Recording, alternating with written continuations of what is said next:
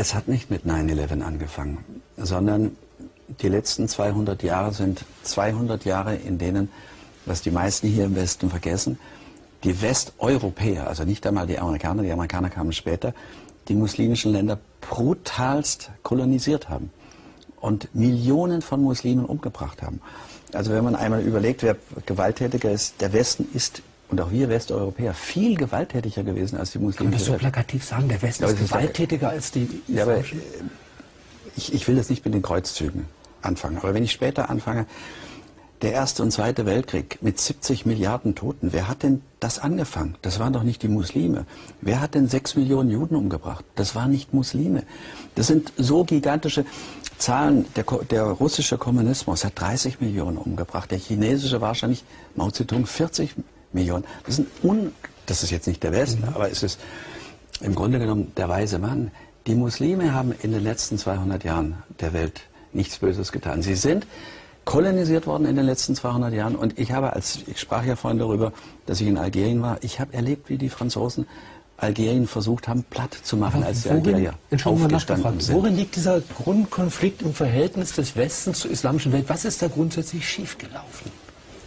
Der Grundkonflikt liegt darin, dass vor allem die Westeuropäer, Sie sehen, ich mache einen Unterschied zwischen Amerikanern und Westeuropäern, die Westeuropäer, die Muslime, vor allem die Araber, wie Jean-Paul Sartre gesagt hat, wie Halbaffen behandelt hat. Wir haben diese Menschen nicht ernst genommen, wir haben sie wie Tiere behandelt. Die wurden ausgeräuchert, die wurden wie, ich zitiere jetzt französische Autoren, wie Schakale gejagt während der französischen Kolonisierung.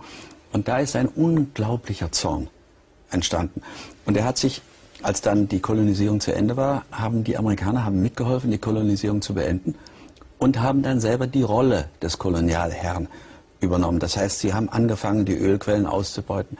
Sie haben angefangen im Iran, als die einmal einen demokratischen Präsidenten hatten, nämlich Premierminister hatten, nämlich Mossadegh, und als der dann die Ölindustrie verstaatlichen wollten, dann haben sie ihn zusammen mit den Engländern weggeputscht. Und dann denken Sie an die ungeklärte Frage Palästina, und das hat zu einer unglaublichen Bitterkeit in der muslimischen Welt geführt. Und wie entsteht Terrorismus? Ich wollte gerade fragen, ist dann quasi der Terrorismus... Natürlich ist der Terrorismus eine Reaktion. Terrorismus entsteht durch Ungerechtigkeit. Und Terrorismus können Sie deshalb nur bekämpfen durch Gerechtigkeit. Und wir haben das Gegenteil gemacht. Wir haben, als die Terroristen zugeschlagen haben, und natürlich waren diese Anschläge Mordanschläge, das sind Mörder, die das World Trade Center angegriffen haben. Und wie haben wir reagiert? Darauf, dass es fast 3000 Tote im World Trade Center gab. Wir haben Hunderttausende von Irakern totgebombt, die nichts getan haben.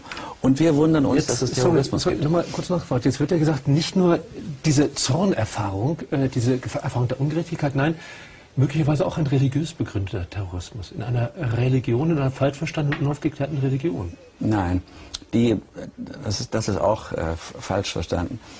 Die 3 Religionen, Judentum, Christentum und Islam, sind alle 3 abrahamitische, monolithische Religionen, monotheistische Religionen. Sie haben alle denselben Vater. Gut, was aber nicht verhindern würde, dass die Wege nachher sehr unterschiedlich sind. Sie sind so ähnlich. Sie sind so ähnlich. Ich habe mir die Mühe gemacht, den Koran, das Alte und das Neue Testament einmal zu lesen. Das sind so unglaubliche Ähnlichkeiten. Die Muslime glauben an Jesus. Die Muslime glauben an Maria. Maria ist die einzige Frau, die im Koran erwähnt wird. Das wissen wir alle. Was würden Sie